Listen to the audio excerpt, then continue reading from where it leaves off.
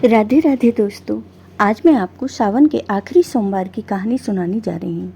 अगर आपको ये कहानी पसंद आई तो कमेंट बॉक्स में ओम नमः शिवाय जरूर लिखिए। साथ ही अगर आप मेरे चैनल पर नए हैं तो मेरे चैनल को सब्सक्राइब कीजिए और बेल आइकॉन पर क्लिक जरूर कीजिए, जिससे हमारे वीडियो के नोटिफिकेशन आपको मिलते रहें। अब सुनिए ये कहानी। किसी गाँव में श्रद्धा नाम की एक लड़की अपने माता पिता के साथ रहती थी। वह भगवान शिव की परम भक्त थी। वह नियम पूर्वक भगवान शिव की पूजा किया करती थी तथा व्रत रखती थी। कुछ समय बाद एक हादसे में उसके माता पिता की मृत्यु हो जाती है। अब श्रद्धा अकेली रह जाती है तो उसकी चाचा श्रद्धा को अपने घर ले जाते हैं। श्रद्धा की चाची उसे बिल्कुल भी पसंद नहीं करती थी। श्रद्धा के चाचा बाहर काम करने के लिए जाते थे। श्रद्धा भगवान शिव की पूजा के लिए रोज मंदिर जाती थी, लेकिन यह उसकी चाची को बिल्कुल भी पसंद नहीं था। उसकी चाची श्रद्धा को बहुत डांटती थी और सारे घर के काम श्रद्धा से ही कराती थी। श्रद्धा का एक दोस्त था जिसका नाम अभय था। अभय से श्रद्धा सब बातें किया करती थी। एक बार श्रद्धा सुबह भगवान शिव की पूजा करने मंदिर चली गई। जब वह पूजा करके घर वापस आई तो उसकी चाची ने उसे बहुत डांटा और कहा, तुम इतनी देर में आई हो, घर का काम कौन करेगा? श्रद्धा ने कहा, लेकिन चाची, मैं तो सारा काम करने के बाद ही मंदिर गई थी। लेकिन फिर भी उसकी चाची उसे बहुत डांटती हैं। श्रद्धा अपने कमरे में चली जाती है और बहुत रोती है। दूसरे दिन श्रद्धा मंदिर में जाकर शिव जी के सामने बहुत रोती है और शिव जी से कहती है, हे भगवान, आपने मेरे साथ ऐसा क्यों किया? मेरी क्या गलती है? मैं तो आपकी पूजा भी पूरे मन से करती हूँ। आपने क्यों मेरे माता पिता को मुझसे छीन लिया? मैं तो सबसे प्यार करती हूँ, फिर पता नहीं क्यों चाची मुझसे ऐसा व्यवहार करती हैं। फिर श्रद्धा पूजा पाठ करके घर आती है तो रास्ते में उसे अभय मिलता है। वो पूछता है, श्रद्धा, तुम ठीक हो क्या? चाची ने तुम्हें फिर से डांटा? श्रद्धा कहती है, हाँ। अभय ने कहा, श्रद्धा, तुम चिंता मत करो, मैं जल्दी ही तुमसे शादी करूँगा और तुम्हें यहाँ से ले जाऊँगा। तभी श्रद्धा की चाची वहाँ आ जाती है। श्रद्धा को अभय के साथ देखकर वह बहुत गुस्सा करती है और श्रद्धा के समझाने पर श्रद्धा की चाची उसको चांटा मार देती है। श्रद्धा रोते हुए अपने घर चली जाती है। घर आकर श्रद्धा बहुत रोती है। तभी चाची आकर श्रद्धा से कहती है, आने दे तेरे चाचा को, उन्हीं को बताऊंगी कि उनकी लाडली मंदिर जाने के बहाने क्या करती है। तभी एक बूढ़ी माई आती हैं। वह कहती हैं, बेटी, कल से सावन का महीना शुरू हो रहा है, मंदिर में पूजा पाठ करनी है, मुझे कुछ चंदा मिलेगा।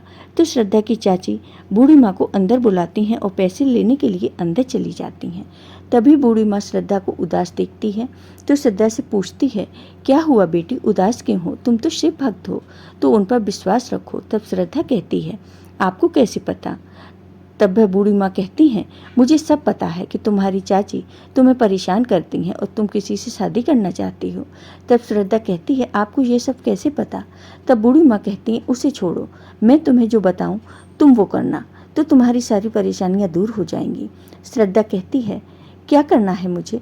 तब बूढ़ी माँ कहती है, कल से सावन का महीना शुरू हो रहा है, तुम शिव जी की पूजा तथा सावन के सोमवार का नियम पूर्वक व्रत करो। अगर तुम विधि पूर्वक सावन के सोमवार का व्रत करोगी तो तुम्हारे सारे कष्ट दूर हो जाएंगे। यह कहकर बूढ़ी माँ वहाँ से चली जाती हैं। श्रद्धा सोचती है, ये व्रत मैं जरूर रखूंगी और मंदिर भी जाऊंगी, चाहे कुछ भी हो जाए। श्रद्धा सुबह जल्दी उठकर मंदिर जाती है। वापस आने पर चाची उसे डांटती है, लेकिन श्रद्धा चुपचाप सुनती रहती है।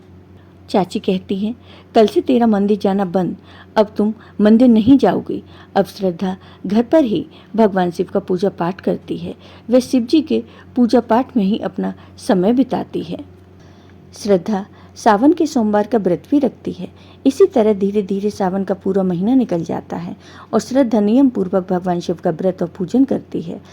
श्रद्धा आखिरी सोमवार का व्रत रखती है और वह उस दिन मंदिर जाती है और भगवान शिव के सामने कहती है, भगवान, मैंने आपका व्रत विधि पूर्वक किया है, फिर भी कुछ भी ठीक नहीं हुआ।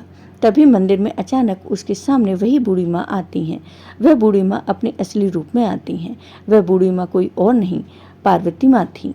फिर भगवान शिव भी प्रकट होते हैं और श्रद्धा से कहते हैं, बेटी, हम तुम्हारी भक्ति से बहुत प्रसन्न हैं।